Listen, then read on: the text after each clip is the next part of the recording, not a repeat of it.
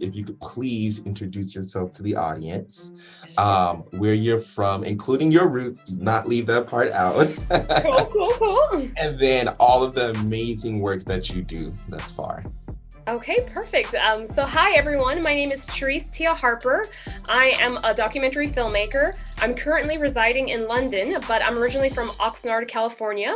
So I'm hoping that the listeners out there in LA are familiar with it. It's an hour north of Los Angeles, in between Malibu and Santa Barbara. We are along the coast.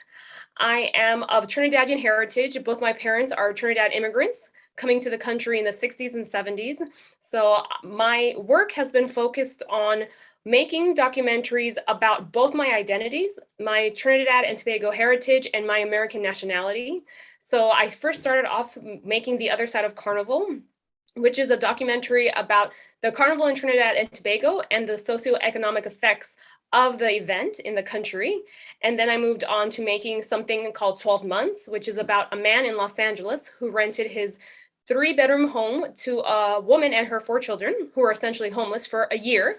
They had to pay $1 a month, and we go through them throughout those 12 months to see if that impacted them to leave the home and then do better or worse. So that's the journey. And then I went back to my Trinidad roots and I made a film called Panamundo. It's a 2-part documentary that looks at the history of the steel pan in the island, as well as how it gained international recognition in 6 other countries. So I've been dabbling with both. And finally, my latest documentary, it's The Jill of the Trade. It's a short documentary, which actually started, and Christian, tell me when to stop. It okay. It actually came about because I actually wanted to do a feature-length documentary called Las Matadoras about 3 female bullfighters. But because of the COVID-19 pandemic, that had to take a back seat, and I ended up focusing on or ended up doing a short documentary looking at 5 women from around the world who work in male-dominated professions. I feel at this moment, I really want to focus on women-related issues, meaning highlighting, because I feel like the hashtag Me Too movement, that's been very prevalent in the late, I guess, 2010s. I Mhm. really wanted to show that women can do so much. I mean, we are doing, right now, we have Kamala as the first female vice president. Around the world, there's female prime ministers, female presidents. And I just really wanted to showcase that women can do so much. So Mhm. Las Matadoras would have been for me, such a strong feature because growing up in Oxnard, it's a city with a large percentage of Mexican-speaking residents. So Mhm. I've always been attracted to the Latin culture, and Las Matadoras would have allowed me to further explore that culture, starting in Spain, looking at a woman in Peru and then Mexico. Mhm. But then with the Jill of the Trade, I was able to talk to 5 women virtually, one from Afghanistan, Russia, the United States, uh, Eritrea, as well as Colombia. So Mhm. I was still able to focus on my women, touching a bit on my Latin, coming back to the US and going in different parts of the world. So that is me in a nutshell. And I ended up in London because I feel this is such a great city to be immersed around various cultures, languages, food, inspiration. And I still hold that to be true, that I think London is the gateway to the world. And that's why I'm here.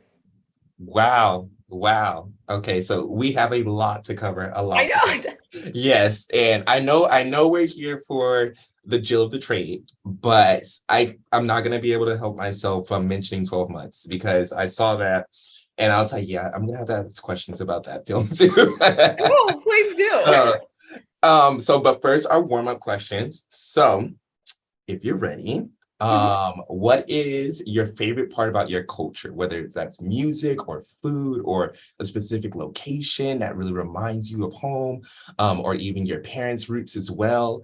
What would you, if you were to pick one thing and say, everyone should experience this, what would that be? Ooh, that's a really good question. I've never been asked that before, so thank you, Christian, for really thinking about something different and creative.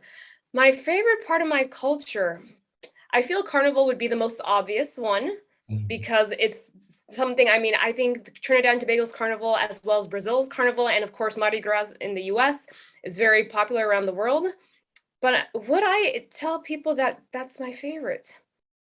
I would say my favorite is the people, the Trini Mhm. people from around the world, including like in Trinidad and Tobago itself, but around the world, no matter where you are, Mhm. if you see a Trini person, that warmth and that love and that passion for their country, I feel that we are very nationalistic. We have a lot of pride for our country. I'm a dual citizen, so I have equal amount of pride for being American as well as Trinidad and Tobago. I guess Trin-Tobagonian, Trin-Bagonian. I think that's how they combine it, Trin-Bagonian. And I think, yeah, people have to just meet Trin-Bagonians. I think that we're just fun, happy, exciting. There's so many things that they will tell you about, which would be about the music, the food, carnival, and the lifestyle. So I think just meet a Trini person and you would find out so much about our culture. So I would think that that's my number one, the people. They're Yeah. very interesting, lovable, fun people. Wow. Is there like a specific like community? Because I know that you'll find sort of pockets of community over here in like LA. And like even take like Denmark, for example, and Danish people too. If you went all the way up to Northern California, there's a tiny, tiny little like Danish community. Okay, And yeah. they actually sell like rye bread and things like that and different pastries and stuff. So you can find those pockets. Would you be able to find like a Trini pocket here in LA or somewhere in California? So in making my documentary Panamundo, I was able to Mhm. uncover a small Caribbean community, and then, and when I say Caribbean, it was a large percentage were Trini, but there were also people from St. Vincent, St. Lucia. So Oh, it was really in, I would say that Inglewood, Westchester oh, area. uh-huh. There used to be a Caribbean restaurant there. I heard it closed down, but Mhm. there's another one. My sister told me that just propped up. But there used to be one in Inglewood and Studio City. Now I can't remember where it is, but there is a Trini restaurant there. That's the only pocket that I've found in Los Angeles. But as you know, there's a huge population in New York, in Washington, D.C., in Miami. Wow. So, Wow. but then the biggest thing I want to note is that when people say Caribbean, they think Jamaican, and Yeah. Trinidad and Jamaica are very different. Our populations are different. Trini Mhm. is a mixture of Africans and Indians. Mhm. And I feel that our country, as well as Guyana, are the only two in the Caribbean to have that ethnic makeup of the culture. I mean, of the country. Right, right. Definitely, because I think that is where most people's minds wander. They're like, oh, Jamaican, when you just say Caribbean. Yes. But no, it is a common misconception. It really is. It really is. It's very true. And then I Mhm. feel sad for the smaller islands. At least Trinidad has over 1 million people. Yeah. And even though that's still small, that's big for the islands. So the other ones that people always forget, it's just sad. But I really always like to point out that Trinidad and Tobago is very different from Jamaica. Wow. Wow. Cool, cool. I'm gonna have to see if that restaurant is still there. Hopefully they're not closed because I'm actually from Inglewood, California. That's where I was Ah, born and raised. okay. So I'm gonna have to like start doing some Googling and be like, is it there? So like, Yes. You know what? yeah, It just hit me. It's called Caribbean Treehouse. That's the name of the Caribbean restaurant. Treehouse. Yes, Okay. yeah. So I heard how they closed down, but please double check that. I'm actually looking it up. So Ah, okay. Well, because I'm going there on Sunday anyways. it Let's see. It's a restaurant, but it is closed, is okay. unfortunately. It is. Oh, wait, hold on. It's just closed for today. Oh, So yeah, so maybe they're still open. So I will contact you and let you know ah, if they're cool. still open and they're still up in business. Nice, Yeah. nice. But it looks like they still have like hours online. Okay, Mhm. good stuff. Yes, yes. Yeah. Yeah, I went there. We had actually a fundraising event there for Panamundo. Really good food. I would highly recommend it. Wow. Okay. I'll make sure that I visit it.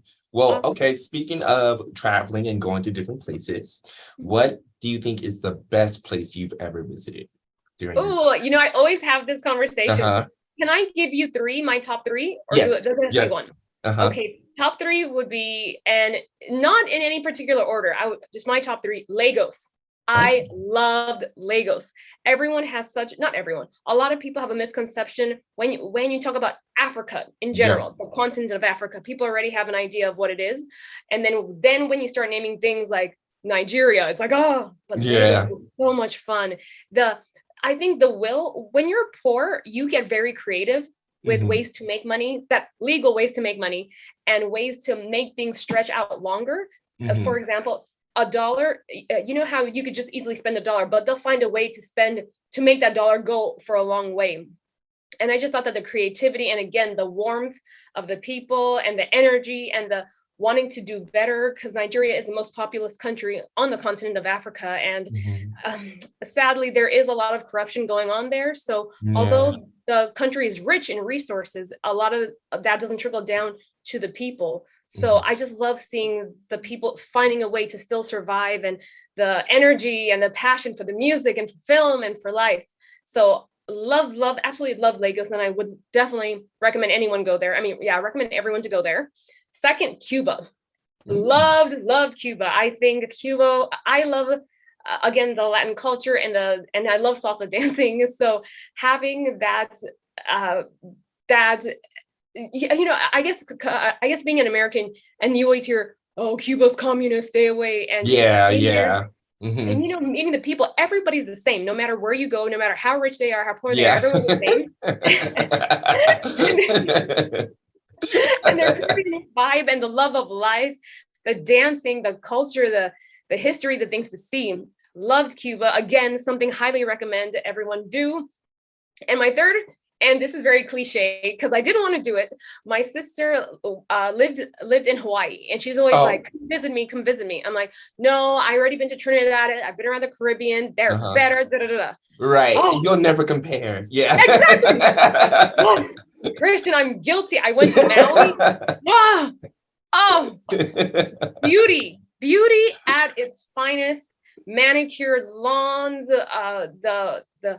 the story, the history of the island, the people, the culture, the food. Guilty, yeah. I now have to be. I've jumped on the bandwagon. So those three, I would have to say. So Maui is the only island I went to, so I can't talk about Oh. Oahu and other places. Mhm. But so Cuba, Lagos, Maui. I my top three, and I would, yeah, I loved it so much. Very Wow. peaceful. The last two very peaceful. Lagos, it's always something going on, so Yeah. you gotta be ready to see things. You better be ready, full of energy. Yes. Awesome. I have to visit those places because I haven't been to any of them, not even Okay. Hawaii. Okay. So Good. yeah, great. Okay. And then the final warm-up question is, all right. So think of one airport that you've been to, because I'm sure you've done a lot of flying. If you had the opportunity to speak to the manager and recite them a whole essay of complaints and things like that, what airport would that be? Okay, Christian, I want you to answer this question first because because like you said, I've traveled to 38 countries, Okay. and actually being in the countries, but I would say airports total, I've been to about 45 in terms of having the layovers and whatnot. Uh-huh. And Mhm. of every place that I've been to, let me just first start off by saying the best airport I've been to, Taipei. Oh. Taipei airport, amazing. So Taiwan's airport, yeah, great. Absolutely love Taipei. The Wow. worst. Okay, let me ask you that question. What's the worst airport you've been in? Because I think we may say the same thing. Okay, so there hasn't been too many airports that I've experienced like overseas or anything like that. Because most of the time you just hop on the train and then you're there. Right. So I don't know. I've never had too many bad airport experiences, but for some reason, California, like LAX, always gets me. Like LAX, I can't do LAX. I try to love it because I'm here, but no, I can't I do am so it. happy you said that. That is my answer too. LAX, Los Angeles International Airport. What is going on? The bathroom, especially the bathroom. My sisters and I always talk about how bad this airport is, and everyone would think it'll be great because it's LAX. It's Right. the worst airport For ever. TSA doesn't even do their job. Do you know how many times I've been able to get through security with a deadly object by accident, of course. right. And I mean, come on, TSA, the bathrooms. Oh, LAX, yeah. To me, and I'm so glad you said that too, because I'm I was all like, it got to be LAX because like I never had a problem with O'Hare because I've been to like Chicago a lot. never had a problem with Midway, never had a problem going to Atlanta, never had a problem anywhere else. Yeah. And it doesn't matter if you're flying out or coming in, it's always an issue. Yes, I'm so happy. And to our listeners, we did not organize this. We did not plan this. I literally just asked them the question as they asked me. And this is, yeah, LAX. I'm so embarrassed because when I tell friends to come visit me when I'm back home, I'm like, hey, come through. And everyone, and they're still excited because it's LA, but so many things. So many things. LA, you need try to like go around and be like, maybe they can come in through like John Wayne or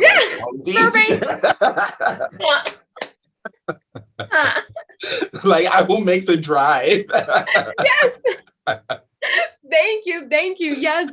I'm waiting for them to build a train. Everyone keeps saying how they're supposed to be the subway connecting LAX to downtown. That needs to come into play because of traffic as well. Yes. Oh my gosh. So bad. The traffic alone is awful. Oh man. So when was the last time you were out over this way? Yeah, so I come home not every summer, every winter. I always come home for Christmas. Christmas is very, very big in my family. So I came home. Yeah, so I came back here in mid-January. Okay. And last year, actually, because of the COVID-19 pandemic, I was home for 6 months, which is great. I love being home. I do. I get so excited. I wish I could go back twice a year, but because I'm traveling different places, trying to promote the film or trying to make a film, it's hard to get back there. But yeah, I love home. So yeah, every year for sure, I will be there. Wow. But I'm pretty sure that you've seen LAX at its worst during the holiday season. So yeah. Why LAX? Why? Right. Oh my gosh. Well, okay. So more on not even a lighter note, but like a philosophical note too. So let's talk about, before we get into the Jill of the trade, let's talk about 12 months, because I had to ask you at least one question from that. Of course. So you gave us a brief description of what 12 months was about. Could you expand a little bit more on it, just to recap for the audience before I ask this question? Of course, yes. So 12 months was my documentary. It's a 64-minute documentary that I filmed in 2012 and 2013. It was released in 2014, and it's about a woman who she was living in I want to say halfway house, but it's transitional housing. And after a certain amount of time, the process is that you would leave. So Tony Tolbert, he is a Harvard graduate, and he currently works at UCLA. So big ups to UCLA, though I shouldn't be saying that because I'm a USC alum, but I'll still say big ups to UCLA because Tony Tolbert's great, and he's a law professor there, and he always wanted to do something generous. He read about a family in Atlanta who sold their house, and they did a lot of great things with the money. And Tony's like, you know what? I can't do that, but I can give my house to someone who needs it for 12 months, have them pay $1 a month for rent, and I'll live with my mom. It's a win-win for everyone. So he met Felicia, and Felicia had 4 kids. 3 of her kids were living in the halfway house with her, but the oldest son, because he is over 18, he wasn't able to. So in order to reunite them, Tony let them use his house for a year. Wow. And it was, I don't want to give it away, but the experience I know that Felicia was very happy having all of her children under one roof. And as everyone knows who's out there paying rent, when you don't have to spend money on rent, life can be a lot easier because you have more money to spend on other things and making your life better, making changes. And during this process, people heard what Tony was doing, and they gave Felicia things to help her along the way, such as free dental treatment, free financial coaching, and various things that really made Felicia stronger and have more time to dedicate to her children and different things she wants to do with her life over those 12 months. So what Tony did was remarkable. And in the end, he never collected the $12 that they needed to pay him. So essentially, her and her family have a house for free, and Tony did the project again 2 other times. So he helped out another mother and her children, and then another family. But it's just amazing what generosity, and Tony wasn't doing this to get glory or anything, but the CBS News interviewed him, and a lot of newspapers covered him. People were just overjoyed by his selflessness. He didn't even know Felicia. He just went to Alexandria House and said, hey, I hear you guys are need, I hear you guys do try to move people from your home to a permanent residence. I want to give Uh-huh. my house for this. So I think that it was so impactful because Tony's home is in West Los Angeles. It's close to Pico. I can't remember Pico, Oh, and okay. yeah, so it's not too far from USC. It's about Mhm. 15 minutes from USC. But I think that, yeah, what Tony did was remarkable. Would I do that? I don't know. That's the thing. Yeah, yeah. So that's 12 Wow. months. It's my most popular documentary for sure. Mhm. I think that generosity resonates with everyone from all over the world, no Mhm. matter what religion you are, what culture you are, what language you speak. Anyone can understand generosity. Right. And because my other films have been very niche, 12 months has been shown in over 15 or maybe I think over 20 film festivals in Wow. various parts of the world on every continent except Antarctica. And Mhm. it's just, I think people just resonate with it. And that's, yeah, so I would say 12 months is definitely my most popular film, and I enjoyed making it as I enjoyed making my other films. But yeah, Tony's Wow. generosity is on another level. I could never, I don't Yeah. think I could. So I wanted to ask, in your opinion, do you think that it would be like plausible or feasible if we expanded that sort of restorative practice in order to combat like poverty or the system that we have in place that clearly isn't working when it comes to transitional housing? If we were to expand that the same way that we're implementing the refugee crisis that we have over there in Ukraine, and we're adopting refugees, would that help sort of ease the growing population of people in poverty here in our own country? Ooh, that's a very deep question, Christian. Uh, I don't want to, so there's many things that go into your question. So mhm, I don't, so let me answer it based on my little knowledge that I have on the situation. And of course, it's based upon opinions as well. I think the reason why people are in poverty and as well as homelessness, it's not only the financial issue, it could be mental, it could be socioeconomic, mhm, it mhm. could be nurture nature. There's a lot of situations, it could be bad luck. So I think for Tony to do that, I don't know if everyone who receives that will be able to leave Tony's house and not be homeless again. I Yeah, think that it's very important that people are educated in the sense of educating their mind, educating their finances, educating their mental capacity. Because if you are struggling with mental issues, Tony's offer will not do anything for you. right. Uh, I think that there needs definitely, I agree, the system needs to change. I want to point out though that the US has so many people. We have what, over 330 million people. Yeah, yeah. We're a big country. There's a lot of things smaller countries can do that can work. They also, other countries also have a shared culture. For Mhm. example, I know that we were talking about Denmark. They're Danish, and the Danish culture is a nationality and it's an Yeah. ethnicity.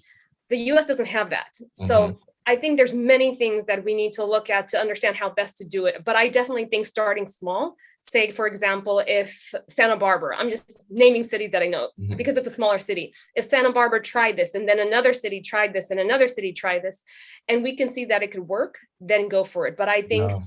yeah, I think that there's a lot of things that have to go hand in hand with just giving someone money or giving Yeah. someone that assurance. I don't think if they don't understand how to use it, as soon as they leave Tony's home or any home, they're going to fall back into the same trap. Right, right.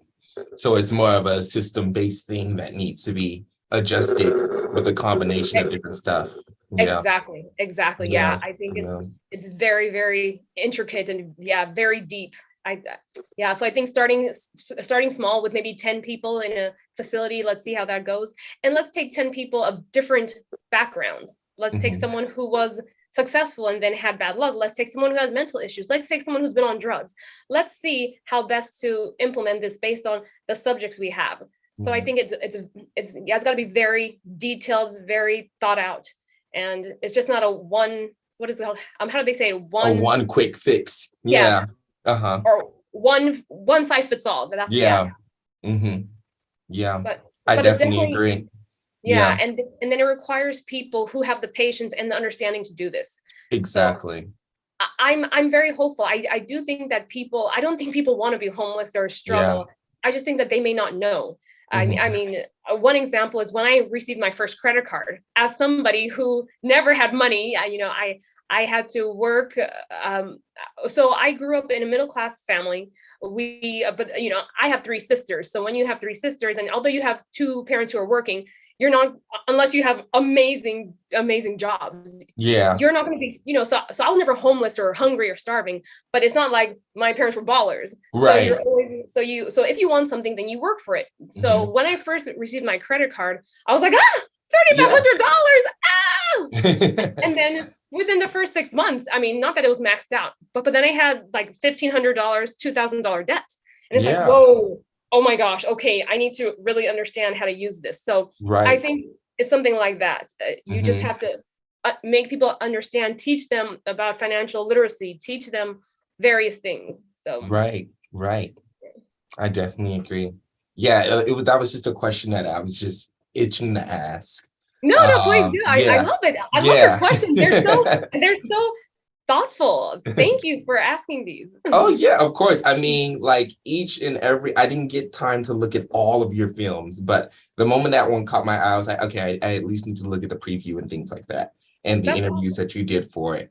But let's get down to business, to the Jill of the Trade. Yeah. So that was an amazing, amazing film. And then if I'm not Thank mistaken, you. you're more accustomed to large, like feature films, right? Yes. Was this your first short film? Yeah, so I would say that this is my first short film because I made a short previously, but it was for the city of Newark. I was living in Mm, Newark at the time, and they were celebrating their 350th year anniversary.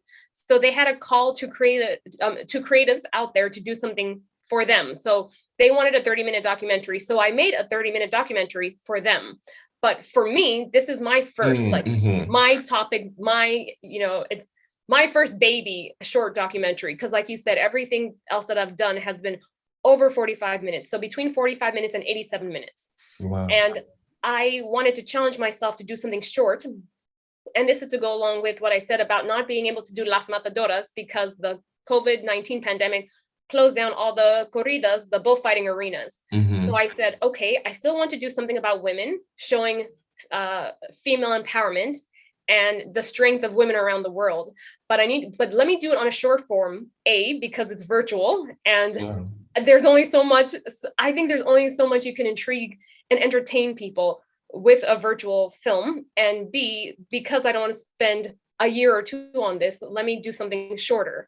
Yeah. So, and a three, I want to use this to promote Las Matadoras, to show people what I can do in terms of telling stories about women in male dominated fields, because Las Yeah. Matadoras is the exact same thing. Yes. You have Hmm. three women who are bullfighters. I mean, have you ever seen a bullfighter that's a Right. woman?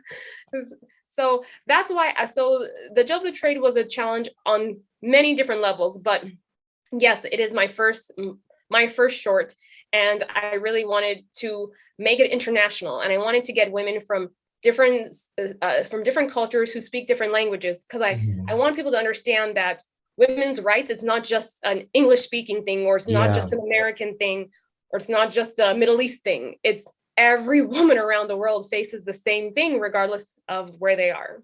Right. Right.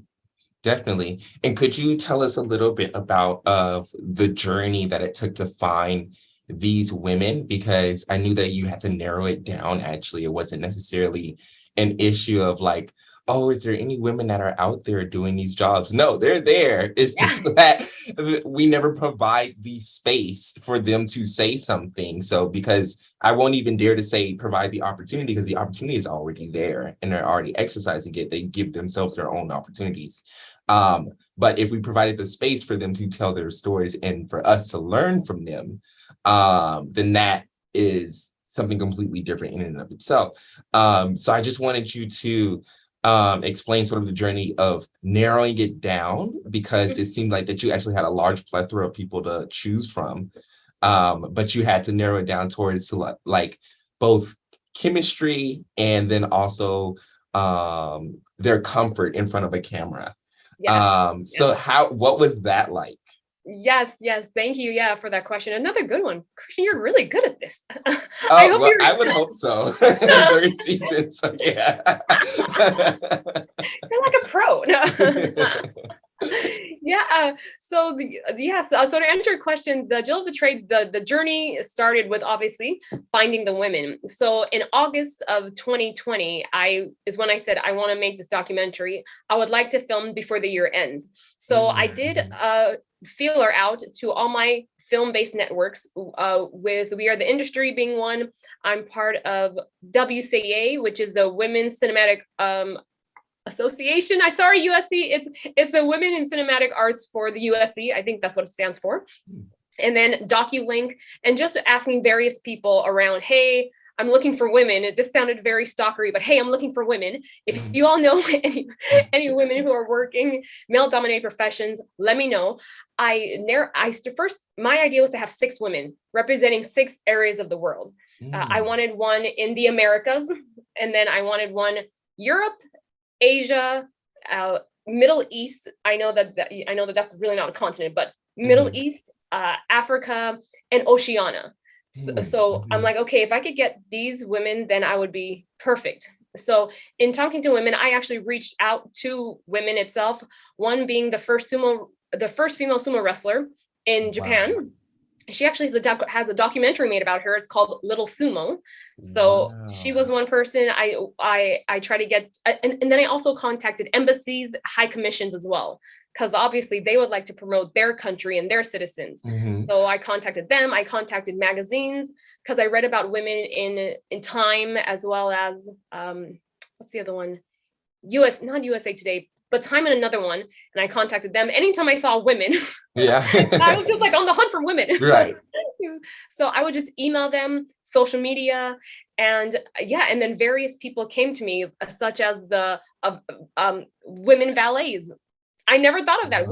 Have you seen many female valets? Not that many, if you really think about it. Right. Yeah. So female valets, I had a woman who is a data entry scientist. She's from, so of course, my Trinidad community, because I had done 3 documentaries in Trinidad, they were showcasing women. They're a female steel pan manager. You don't see that. So that came out. And then while trying to find these women, I really wanted to get women. And then the first commercial pilot in Lebanon. So there's so many good women. And it's like, okay, let's try to just narrow it down to the top 5. So, or at that time, the top 6. So the 6 that we ended up getting was an American plumber in the US. So obviously, because I'm from the US, I had a lot of film connections there. So I got a lot of people from the US. And in narrowing it down, I'm like, Allison, who ended up being the woman representing the US region. Her story was so good. She's like, yeah, I'm a female plumber. I'm like, y'all exist, female plumbers? Right. So she was incredible. I was looking online for female priests, and I found Olga Lucia, the first female Latin American priest. She's from Colombia. I'm like, oh, she's perfect. So I'm like, I got to get in contact with her. So she did a course in the US. So I contacted the course members, and they contacted her. So various ways there. A Russian software developer, I was able to get her through a friend who so I'm part of the United Nations Association, and Tatiana is also, and she's like, oh, I know a great woman from Russia who'd be good. And then so Anna made the cut. And then my friend Dawid from Eritrea, he's like, you know what? I just did a film out. I did a film in Malawi, and they told me about this woman who is a mining manager in Eritrea. I'm like, perfect. Let's get her. Yeah. And then the last 2 was the first female priest. First, one of the only few female mayors and the youngest mayor in Afghanistan. So she received the 2020 award for courage by the former First Lady, Melania Trump, and at that time, the Secretary of State, Mike Pompeo. And I said, whoa, she is amazing. Yeah. So I'm like, I got to interview her. And then my last person was the first civil engineer in Kiribati. So Kiribati, for those who may not know, it's an island in the South Pacific, very close to Vanuatu. And I really wanted to speak, because nobody ever hears about the South Pacific. People are hearing now about Samoa, but I'm pretty sure it's pronounced Samoa. I'm saying it wrong, but I think Dwayne "The Rock" Johnson has been putting Samoa on the map. Mhm. So people are getting more familiar with that. Of course, people know of Hawaii. So I really wanted to represent that region. Mhm. So all these women were down for being interviewed. So we did the Zoom interview for everyone except Zarifa, the Afghan woman, and the woman from Kiribati. The internet Mhm. was so bad, we couldn't do Yeah, Zoom. yeah.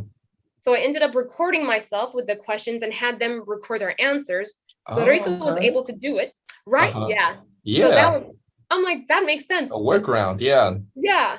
So Zarifa was able to do it, but the woman from Kiribati, just her internet just wouldn't hold up for her to Yeah. download my. So I wasn't able to get her in the end. So that's how we ended up with only 5 women and not 6. I But see. it took me about 4 months to find my women, and it's just really bad because even here in London at train stations, I'm looking at women. I saw a woman with a hard hat, and I went up to her. I'm like, "Hey, Yeah. I'm looking for women." Where are you going? I'm like, To "Stop!" work.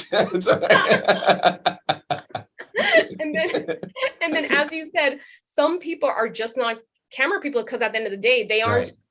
they aren't film people, they aren't actors, Right. they do their professions. So in terms of finding, I met another software developer, just not articulate enough. And the woman I found at the train station here, she's like, I'm too shy, I just Yeah. do my job. And that's the hard part as well, because when you're doing something through Zoom, a lot of it, as you saw the film, a lot of it is talking heads because you don't have the Yeah. opportunity to go there and film the B-roll and different things to make the interview interesting. So each woman speaks for about 2.5, 3 minutes, and you really need them to be engaging. And some Mhm. people, based on their profession, are just not. And Mhm. I know it's you want to say stereotypical, but I feel stereotypes come with a bit of truth. Mhm. People who are software developers, engineers, they're not going to be the most talkative people, as Right. opposed to someone who's a comedian or someone who's Right. in PR. And I think that that's the truth. Mhm. So it's just really trying to find. So Anna, who is a software developer, she was so engaging, articulate, Right. and I'm like, okay, cool, she can work. And even Allison, the plumber, even for her interview, she's like, okay, I had to write out my answers because Yeah. and I just appreciated that they really wanted to take the time to tell their story, even though they were a bit shy. Right. But I explained to them that I really want to use this as a vehicle to promote women in male-dominated societies, because in the West, although yes, there's still a bit of sexism, it can't compare to the amount of sexism in certain other parts of the world. Right. So I said, for me to do this documentary, it's going to be shown all over the world, and I really want you to tell your story to empower women and also educate men that they need to, because women can only do so much. In order for a change to happen, you need the support of men. Yeah. And they were okay for that. They were down, they were accepting of it, and they went on to do amazing interviews, I think. Yeah. And that's how we have the Jill of the Trade as you see it. Yeah. And it's an amazing film. I don't want to spoil too much of it, because I definitely want to like share once is it officially released yet? Yes, Or okay. so we did our premiere in October of 2021 last year, Oh, okay. and right now we're going through the festival route. Yeah, Because we're doing the festival circuit, we can't have it shown online. that part, yeah. Yeah, as you know, right. Mhm. So once we finish our festival circuit, probably by January of next year, then we're going to put it online. Ideally, Amazon Prime or Netflix or I don't know. There's so many out there now. Yeah, yeah. But then right now, the only way you could see it is at film festival or if we host a screening. Right, right. So let me just do a quick shout out too. So anyone in the New York area, we are going to be in the Latino film market between July 6th and 9th. Wow. So if you are there and you see the Jill of the Trade, feel free to buy a ticket and check it out. Yeah, definitely. And then I'll also put that inside of our description as well. So for all of our listeners that are over there in New York. Nice, Okay, thank you. awesome. Yeah, you answered some of the questions that I had already. Because I was like, female bullfighters, what happened to that? So and I was like, when do you anticipate it coming back now that, well, I know that COVID numbers are starting to fluctuate again and things like that, but hopefully it's a steady decline. Yes. So do you anticipate yourself making that film next, or is Yes, there something else on your radar? for sure. You know what? For me, Las Matadoras is next on the list. I would Okay. like to start filming next year in 2023. However, people are saying that they want Jill of the Trade Part 2. Oh, So, wow. yeah. So, my thing is that if I can get a distributor, investor, any studio that would like to support me in either venture, I would love to make Jill of the Trade Part 2 in Yeah. this time where I go and meet the women, I speak to them, I film them, and or even Las Matadoras. Las Matadoras has been close to my heart forever. It as I mentioned, it is about three female bullfighters, but the three female bullfighters are different. I want to take the first female bullfighter, Christina, and Mhm. then so she's now retired. Then I want to speak to and then she's from Spain, and then and then Spain is where the whole bullfighting culture started. Mhm. So then we want to go to Peru and speak to a bullfighter who has been doing it for a few years now. So she's Wow. a veteran, so to speak. And then we want to head down to Mexico and speak to a woman. She's a fourth generation bullfighter, and Wow. her father, grandfather, great grandfather were bullfighters, and she travels between Mexico and Texas. By the way, Texas is the only U.S. state that allows Allows it. Yeah. blood that allows bullfighting in the traditional Spanish sense, where you kill the bull. Um, California actually has bloodless bullfighting, where you don't okay. kill the bull, but you take a flower from behind the ear to prove that I am close enough to kill it, but instead I'm gonna take the flower and not kill it. Got it. So Texas is the only state that allows bullfighting where you kill the bullfighter. And this matador, she travels between Mexico and Texas, and she performs. They don't use the word fight, they use the word perform. So Mhm. it's more of an entertainment. It's like going to the theater. That's Yeah. how. So that story has been close to my heart for forever. I actually started making communications with these women, and I have someone who assists me in actually telling a story properly. So I would love to do that next. However, telling a story, continuing with the female empowerment stories that I've been telling, if Yeah. the Jill of the Trade Part 2 is possible, I'm more than happy to do it. I would love to go to different countries. In doing the Jill of the Trade, I met a female bodyguard. She has a female bodyguard service in. Wow. Yes, and she's from Greece, and she now lives in Seattle. And I'm thinking, what? This is crazy. I just met so many inspirational women. The first firefighter in India, the first female Right. firefighter in India. Just some, yeah, very excited, inspirational, very trailblazing women. So I feel that the Jill of the Trade, I mean, it could go up to number 205 because Right. there's so many. Right. Exactly. Exactly. I mean, I think it quite necessary. Especially you now have the opportunity to actually go there and interact with these women at a more intimate level now. And it can be face to face, and you can get that B-roll, and you might be able to see things that you weren't able to see before because you were limited there at the screen. Like even while getting to know them too, you go to their job one day and you're like, oh, that's an interesting thing. What are you doing over there? And it's mundane to them, but completely interesting to us. So Right. yeah. Yeah, I think it's You necessary. I would watch it. I would know. definitely watch it. Yeah.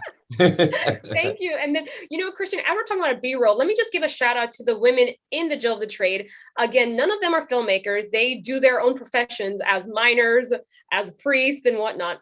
I gave them the task of being a filmmaker because I couldn't be there to record them. I said, Wow. hey, this is how you record. Hmm. And yeah, so the B-roll you see in the film is from them.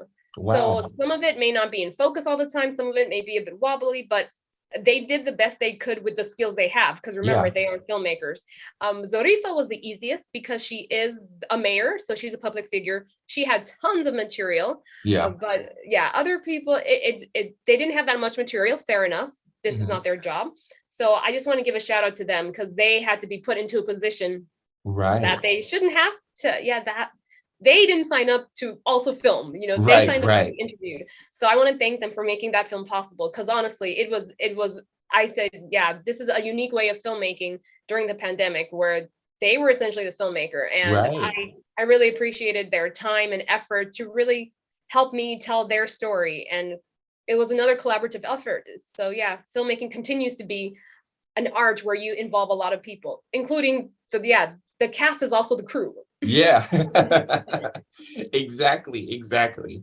And then, well, one thing I also wanted to ask, in regards to this documentary, and then it being like your first voluntary short, Nice. and things like that. Now that you've had sort of like a taste of making short films and things like that, that you're passionate about and that you've went out of your way in order to create, do you think that you'll be making more short films later on down the line? Or do you think that longer feature films are more your forte? I actually never thought about that. To me, I just saw the short film as something I had to do because of the COVID-19 pandemic. Hmm. It was a challenge for me to tell a short story. I commend people who tell short stories. I think it's very difficult to be succinct and still engage an audience with a limited time for them to understand the characters. Right. The Jill of the Trade, as I mentioned, each woman is talking for about 2.5, 3 minutes, or maybe it's 3.5 minutes by now. I think it ended up being 3.5 minutes per woman, and the interviews went on for about 40 to 60 minutes. So just cutting that down to really give people that connection with the women is very, very difficult. Yeah. But so if there was an opportunity to do the Jill of the Trade part 2, where we would keep it in the same format, I'm more than happy to do a short. I know Las Matadoras will be a feature, so in my mind, I never thought, Christian, I never thought about it. I'm trying to think about it now. I really enjoy telling longer stories. I think it's a cheat way. I mean, you see now, films are over 2 hours, over 3 hours. Yeah. Right. I think people like that flexibility, but then the danger of having a feature is that you have so much information that's not needed. Yeah. That it would have been better if this 3-hour film was a 90-minute film. So as of now, I would say I will stick to features just because that's what I'm used to doing, telling a story over 45 minutes long. However, I will not say no. I mean, storytelling is storytelling. Even if you do it, I have a background in journalism, so telling a story in 3.5 minutes or telling a story in 87 minutes. But I would say for sure next up it's Las Matadoras, unless something happens, and features. I enjoy features. Wow, nice. Well, that's good. And then also, like, I'm sure that the pandemic, that was one positive thing of the pandemic, is that it not only proved to you that you were capable of making a short film, but also now you've opened up your avenues to, like, well, you know what, I would do that again, Yeah, definitely. That's great. So I wanted to talk about you, how you're a Jill of the Trade. And yes, you, because I've not only discovered that you're just a documentary filmmaker, but you've also done other work in film as well. You've AD'd, you've been a director, you've done all sorts of things. And I wanted to get your perspective on set and working inside different environments. What are some of the biggest challenges that you faced as a female filmmaker, and then even as a woman of color, as well, inside of those environments, something that's very impacted, that's, I'm gonna just say it as it is, it's white dominated, especially over here in Hollywood. What are some of the biggest challenges you face, and how did you overcome them? You know what? I get asked this question a lot, and I am probably the worst person to ask this question to, because I have to say I am so fortunate. I feel personally that I have not received any type of hindrance in my filmmaking profession based on my gender and my race. I feel that I have been very fortunate to have welcoming people around me who want to further me, who want to educate me in different things. One of the first internships I did was on Only the Brave. It's a Japanese war film where I was, Wow. I think I was definitely the only Black person on set, because everyone else was Japanese. But from there, it's just, I've always had an interest in working with different cultures. Hence, the name of my company is called Explore the World. I love learning about people, learning about their stories, because I would have never known about Only the Brave, that World War II story. It's about the only Japanese regiment in the US or that fought in World War II. And I would have never known that if I hadn't taken the opportunity to work on that set. So I've just been very fortunate where I don't feel I've been hindered by anything. In watching and obviously seeing what's been going on in the world about, Hollywood is still dominated by white men. But I think it's obviously because they're the ones with the power. You know, Hmm. filmmaking back in the day, you had to have money. Hmm. Nowadays, with phones and even cheaper cameras, various ways of, again, the whole Nigeria thing, Yeah. stretching that dollar, I think people have learned many ways. And yeah, phones and social media has helped a lot. But I think back then it only made sense that it would be dominated by white men because they were the ones that had the power, the money, the resources. Right. And now it's changing. So for me, I think I'm always surrounded around people who are interested in working collaboratively with people of different genders, different races, different ethnicities, and it's never been a hindrance for me. So I'm very fortunate as well to have been brought up in Southern California, where I don't think our issues are as big as other states' issues Hmm. in terms of the sexism, the racism that goes on. So Right. I know that when I get asked that question, I know people are Hmm. like, okay, I want to hear a story, but Hmm. I can't. I All I could say is thank you to everyone I've worked with for allowing me to work with you, for letting us work together and making these stories. Because without you, and meaning the people I've worked with, Right. the the cast, the crew, the audience, there would be no me to continue this. So my only thing is that I would recommend that people just try to get on more sets because Hmm. networking is key.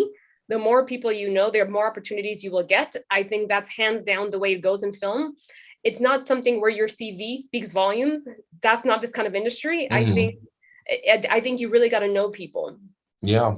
So that's my biggest thing as the way to keep getting ahead is just talking to people, letting people know you're there, even working for free if you can afford it. Not every time, because Yeah. there's been certain points where I'm like, okay, I'm not doing any more Hmm. big projects for free. But I think networking is key. Getting yourself with different groups, hence how I met you, Christian, through the We Yeah. Are the Industry group. Yeah, just letting people know that you are around. I think that's the best way to make the connections you need. So when people think of, hey, I need an editor, oh right, and they think of that person. Right. Right. Awesome. Awesome. And I think that's not a less impactful answer. That's not a less like, oh, well, that's not what we're looking for. That's the answer that should be. That's what I Mm, think is the that's answer good. that should be coming out of all women's mouths, should be coming out of all minority groups and things like that. That like, no, there never was really a challenge. I was already accepted. I wasn't seen as, you know, a token filmmaker or seen as a hindrance or seen as someone different. I was seen as a member of the group in order to, make sure that this story was told. So I think that that's beautiful. And I think that you should stick to it too and never be Yeah. ashamed to say it ever. Thank you, Yeah. thank you. Yeah, because I've been on some platforms where people, I know that they want to hear Yeah. something different, and I keep saying I can't give that story. But Right. yeah, so thank you for being welcome and opening for my answer, my honest, my truthful answer. Yeah, of course. Well, we are nearing our cap. I thoroughly enjoyed our Yay! conversation. Thank you. Me too. Um, I just wanted to give you a little bit of time, any like plugins that you had, any social media that you wanted to announce, any upcoming projects that are around the corner. Just wanted to give the floor to you for these last couple of minutes for that. Awesome. Yeah, thank you, Christian. One thing that I realized I forgot to mention about the Jill of the Trade is that all the five women, of the five women, the only one who didn't speak English is Olga Lucia, the female Mm. priest from Colombia. However, I had every woman speak in their native tongue to Yeah. really bring the to really showcase that this problem about women in male dominated professions having a hard time is not just an English speaking thing. So Yeah. the woman from Eritrea spoke Tigrinya. Zarifa from Afghanistan spoke Dari. Obviously, the Russian woman spoke Russian. I mean, yeah, and then we had Olga Lucio spoke Spanish and Allison spoke English. So the biggest thing was that to get that translated, that's what took the most time of this film, because I Yeah. don't speak a lot of those languages. So I needed to have translators to help us get that film sorted out. So I just want to give a I want to give a shout out to my translators. And I also want Wow. to tell filmmakers, beware if you try to do something like that, because unless you hire editors who speak that language, it's going to take a lot more time Yeah. and resources than you had imagined.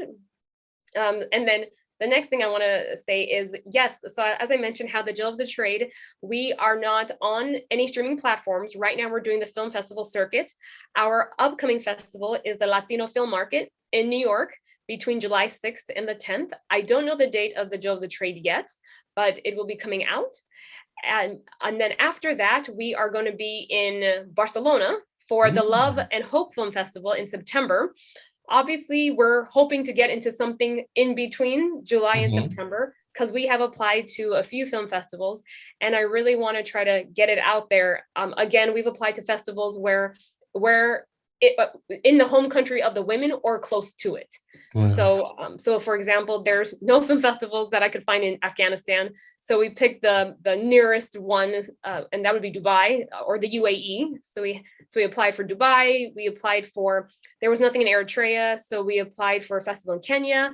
And yeah, Russia, they based on the situation that's going on there, they've had to postpone their festival. And at the moment, Russia's getting a lot of backlash. And yeah, so I know that that's a bit difficult for citizens of the country because it's not them who created the war. Right.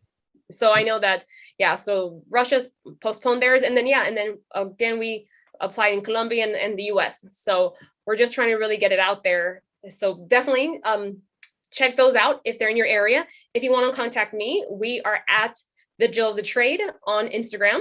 Same thing on Twitter and Facebook.